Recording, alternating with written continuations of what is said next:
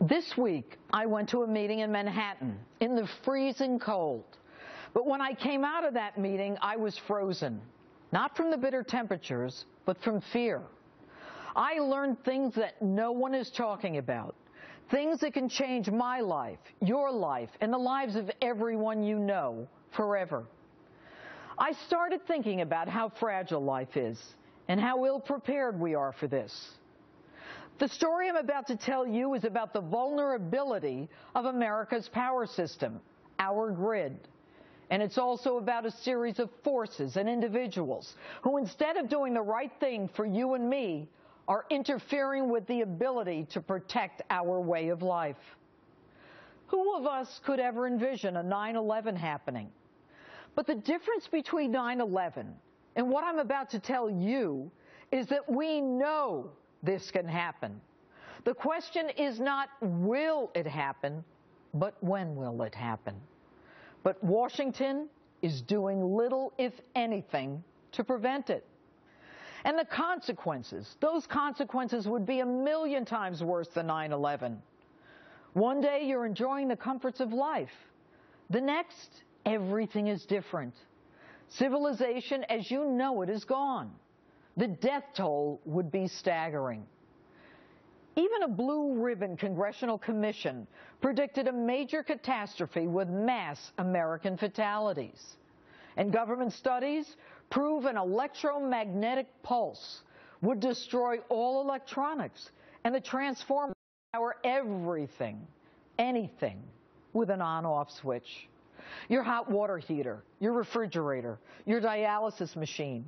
Hospitals closed, grocery shelves empty. Most of the food you have at home spoiled. And forget about your bank accounts. What you have in your pocket is all you can access. The disaster that I'm talking about can be unleashed naturally by an intense solar flare or deliberately by an enemy detonating a nuclear weapon in the Earth's atmosphere. Now, the Earth is exposed to an intense solar flaring roughly every 150 years. The last time it occurred was 1859. Do the math. We're due. Reports are that our grid has already been penetrated by our enemies, leaving behind software programs that can compromise it. Now, I'm not saying this to panic anyone. But everyone, including our enemies, knows that an artificially created electromagnetic pulse will shut down all power, which risks our survival. And what's even more frightening is that this can be prevented. But as with most problems, greed, self-interest, and politicians who care more about their next election than the American people, and a total lack of leadership interfere with your safety. The shame is that the principal federal regulator who establishes standards for local power companies is also tasked with promoting the interest of the utilities. How do you regulate and promote private companies at the same time? Legislation intended to protect us has been blocked in Washington. The fight, of course, about money. Private companies, they control 85% of the grid, think the Department of Defense should pay to improve the infrastructure, and vice versa. There is one bill, though, that can help us prevent this catastrophe and remedy our vulnerability. And make no mistake, this can be remedied. And one person holds the keys to the kingdom. Congressman Fred Upton from Michigan is the chair of the House Energy Committee, where these kinds of laws are funneled. Bills that can protect us are bottled up in his committee. They shouldn't be. This is not a partisan issue. This should be recognized as one of the most important bills pending in Washington today.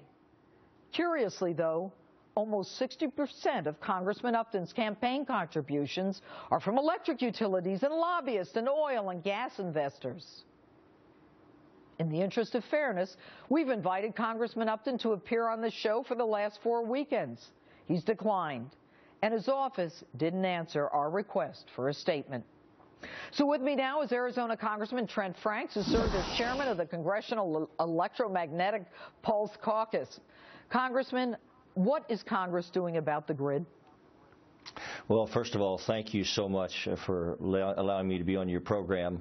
And, Judge, I will just have to say to you that some of us are working very hard to try to address this issue.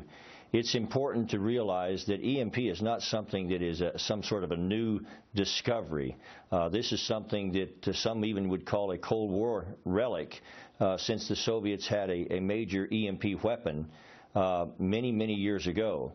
The military has clear consensus on this. We've spent hundreds and hundreds of millions, perhaps by now in the billions of dollars, hardening our missile defense capability, our nuclear triad, many of our defense critical assets from this danger of electromagnetic pulse. The consent. I don't mean to interrupt you, Congressman, but what is the problem with getting legislation passed that will protect the American people from this inevitable problem? Well, as you may know, I'm carrying two bills even now and have worked very hard for the last several years to do exactly that. And the EMP Commission came before the Armed Services Committee, of which I am a member, and from that moment forward, I began to work on this issue. There are approximately three of us that have really taken the reins of the issue. Who are the three, Congressman? Tell me. Well, unfortunately, the other two are no longer in Congress. Well, there you have it. Well, I'm here to help you, Congressman. This is a statement that the Department of Defense responded to Fox News when we asked about the dangers of an EMP. What the Department of Defense said was the department is unaware of any increase in the threat of a deliberate destructive use of an EMP device. Further, any reporting to the contrary by those without access to current threat assessments is reckless and irresponsible.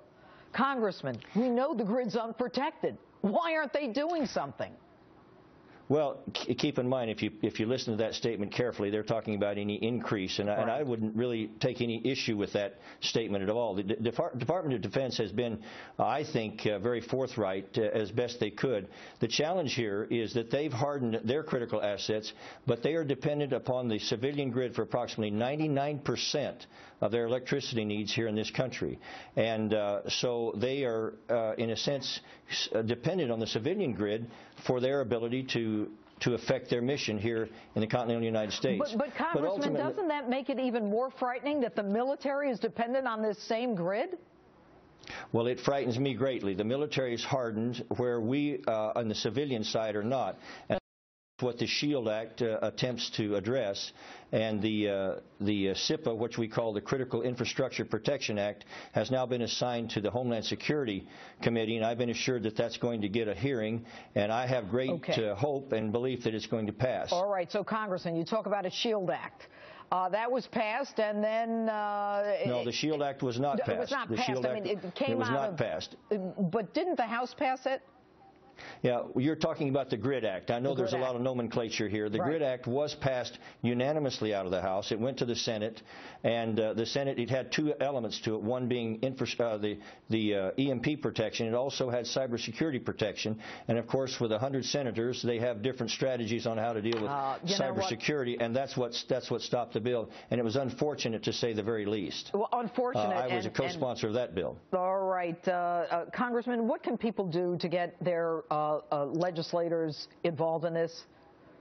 Well, from my perspective, if they could call their own members of Congress and ask them to support both the SHIELD Act and SIPA, the Critical Infrastructure Protection Act, that would help me greatly. I think that just by word of encouragement, Judge, I just came from London. I chair the World Summit on Electric Infrastructure Security, and a lot of the participants of that summit met with Lloyd's of London, in London, no less, and it encourages me because I think the insurance companies are understanding the danger here, and I think they're going to supply both the economic incentive and disincentive, if necessary, to get people to look at it as they should. Congressman Franks, we're going to have you on again. We're going to follow this one. Thank you very much for being with us tonight. All right, good. And coming up, when the lights go out, will you survive? We'll tell you how this little device can increase your odds. Same one as last time. Now I'm holding it this way. I'm holding it this way. Can you see it, Joel? Can you see this one?